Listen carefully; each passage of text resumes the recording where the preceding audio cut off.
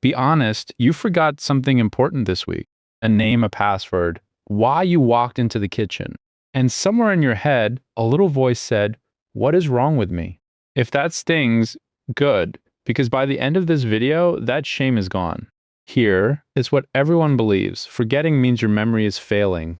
Today, I'm going to show you that is completely backwards. Your brain deletes things on purpose, constantly. And by the end of this video, you will be glad it does. Let us start with the discovery that changed everything. For 100 years, scientists thought forgetting was just decay. Memories fading like old photographs, passive, sad, unavoidable. Then researchers studying fruit flies found something strange. The flies had special brain cells whose entire job was erasing memories. Not storing them, erasing them. Block those cells, and the flies remembered everything far longer. Your brain has the same kind of machinery. Scientists call it active forgetting. Deleting even costs your brain real energy. It spends fuel to forget. Forgetting is not your memory failing, it is your memory working. And the biggest deletion shift runs every single night. While you sleep, your brain physically shrinks the connections it built during the day. Some estimates say the overnight trim touches nearly 1 in 5 connections. It keeps what mattered and composts the rest. You wake up lighter. That is the point. So the real question is not why you forget. It is how your brain decides what to delete.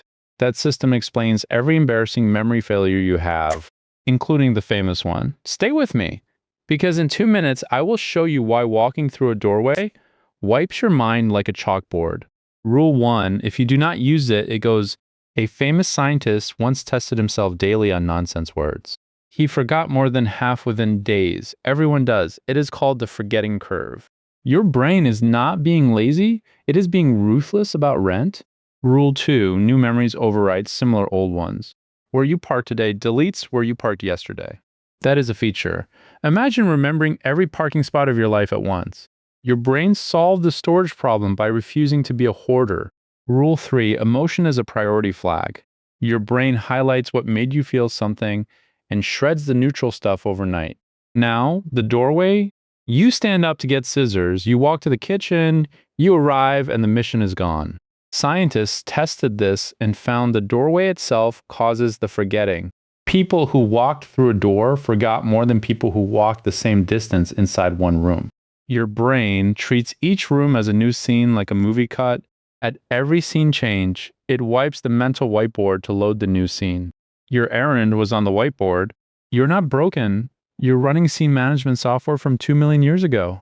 Very handy when one cave was scene 1 and a saber-toothed tiger was scene 2. The same machinery eats your sentences. You're mid-thought. Someone interrupts and the thought evaporates. Working memory holds about 4 things at once. It is a tiny whiteboard. One interruption shoves your sentence right off the edge. And your phone? Your phone is a hallway made entirely of doorways. You unlock it to check the weather. A notification appears. 3 minutes later, you're watching a video and the weather never happened. Every app switch is a scene cut. Every scene cut wipes the board. That is why you keep 100 tabs open. The tabs are not laziness. They are external memory because you learned your internal whiteboard gets wiped. Scientists call it the Google effect. When information is one search away, your brain saves the address instead of the content. Your brain is not getting dumber. It is delegating, and it always has. Socrates complained that writing would ruin human memory. Now the painful ones. You meet someone, 10 seconds later the name is gone, but you will remember their face for years. Names are arbitrary labels with no hooks. Faces are rich patterns your brain was built to keep. Recognition is easy. Recall is climbing a cliff with no rope. Same with tests. You knew it last night. The exam page erases you because you studied by rereading, and rereading builds recognition, not recall. The material felt familiar.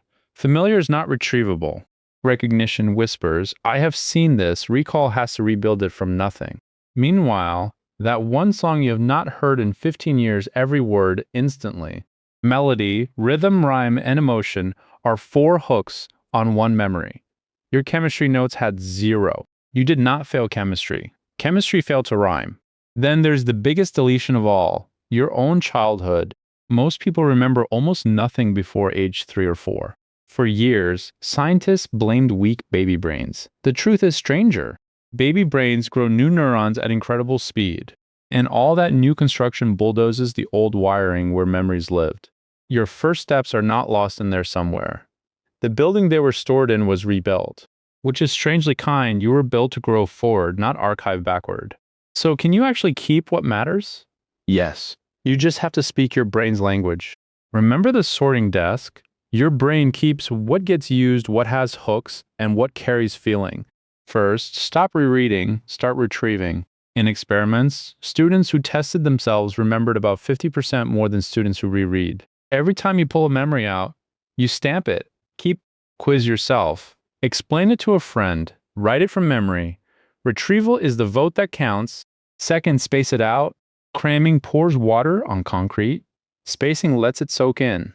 Review tomorrow, then in 3 days, then in a week. Each gap tells your brain this keeps mattering. Third, sleep is the filing shift. The night after you learn something is when it gets shelved or shredded. Pull an all-nighter and you're asking the shredder to do the filing. 8 hours of sleep is not lost study time. It is when the studying becomes yours. Fourth, add hooks on purpose. Turn the fact into a picture, attach it to a place, make it weird. Weird sticks. Your brain flags strange things as keepers. It is why you will remember these drawings. Now let me tell you about the man who could not forget, because he is the reason to be grateful. A century ago, a Russian journalist stunned scientists. He remembered everything. Random number grids, word lists in languages he did not speak. Perfect, even decades later. It sounds like a superpower. It ruined his life. He could not recognize faces because every expression was stored as a different face. He could not follow the point of a story because every single word dragged in a crowd of old images. He drowned in detail while everyone else swam in, meaning forgetting is what turns a million details into an idea. There is even math behind it now. Brains that forget generalize better, and perfect memory makes worse decisions. Your delete button is not a bug in your intelligence, it is the source of it. So here's the reframe. Backed by every study we just walked through, you do not have a bad memory, you have a strict librarian. What you use, what you feel, and what has hooks, it shreds the rest, so you can think at all. The forgetting you're ashamed of is the same system that lets you walk into any room and instantly know what a room is. So next time a name slips or a doorway eats your errand, do not call yourself broken. Say, my librarian runs a tight ship, then give the things you love more hooks. And honestly, the people who love you forgive your forgetting because they're librarians shred the same aisles. Your homework is one move tonight. Before bed, retrieve one thing you actually want to keep from memory. No peeking. That single retrieval is a keep stamp. Do it nightly for a week and watch what stays. 2 minutes a night, that is the entire price of remembering your own life on purpose. Because here's the truth. You will forget most of your life. Everyone does. The trick is not keeping everything. It is choosing what gets the stamp. Next video, we turn to the one thing your delete button refuses to shred. Because your brain deletes your groceries but replays that awkward conversation from 2019 on a loop. That story is next. I will see you there.